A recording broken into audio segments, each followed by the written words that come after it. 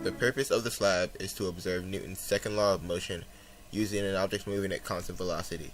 To do this, we will observe a shuffleboard disk on a shuffleboard. We will import this video into a piece of software called Tracker.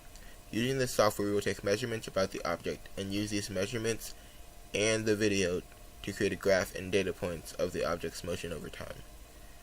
We will then use Newton's second law, which is final velocity equals initial velocity plus net force divided by mass times change in time, to create a model for this same motion in Python. Using this code in Python, we will generate a graph and data point, which we will then compare it to the observed data. The graph and data will show that while the model closely predicts the observed data at some parts, it is unable to accurately predict the observed data at all parts because of the quality materials and because of friction acting on the shuffleboard disk. Here is video of the shuffleboard disk sliding on the shuffleboard. I will show the video again at a slower speed.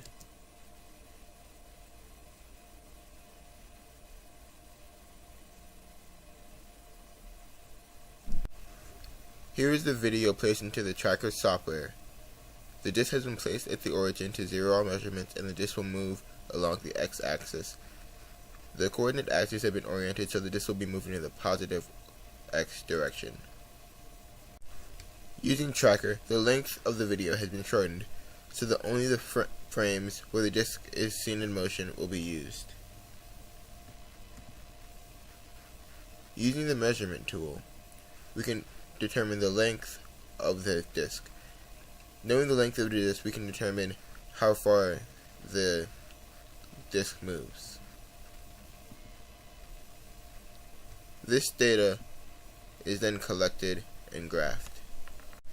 Here is a close-up of the position data. Here is an enlarged view of the graph. Now we are going to examine the Python code used to model this experiment. Using the data points shown in the top right, the start time, initial position, initial velocity, and the time of the last observation were recorded. In addition, the mass was found separately. All these measurements are needed to use Newton's second law in the form shown on the screen. In this circle is the code used to implement Newton's second law.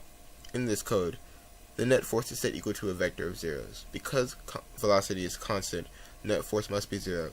The final velocity is set equal to the initial velocity plus the net force divided by the mass of the ball times the change in time. And the position is set equal to the position times the velocity times the change in time. When the code is run, a graph is generated that shows the position of the model movement over time. Here is a graph of the movement of the disk. This graph shows both the model data and the observed data and was made in Microsoft Excel. The model data, which is shown in the straight line, overpredicts the observed data for the second half of the time. Before a tenth of a second, the model data closely predicts the observed data. This phenomenon is observed for a few reasons. The surface on which the disk was slid was covered with wax, however the wax was not distributed evenly. The wax makes it easier for the disk to slide by reducing friction. However, patches that had less wax would have had more friction than patches that had more wax.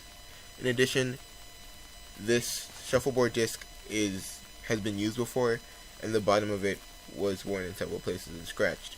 The scratched areas are less smooth than the more polished areas and would have more resistance to the surface than the polished areas. It is also worth noting that we only had 7 data points for our observed data versus 19 points for our analysis model. More points for our observed data would have given us a larger view of the accuracy of our model. Overall, to make this experiment better, a newer disk From our analysis, we can conclude that the model can closely predict some parts of the graph, but it will not be able to predict all parts of the observed data. In the experiment shown, the model predicts the beginning of the observed data better than the latter parts of the observed data.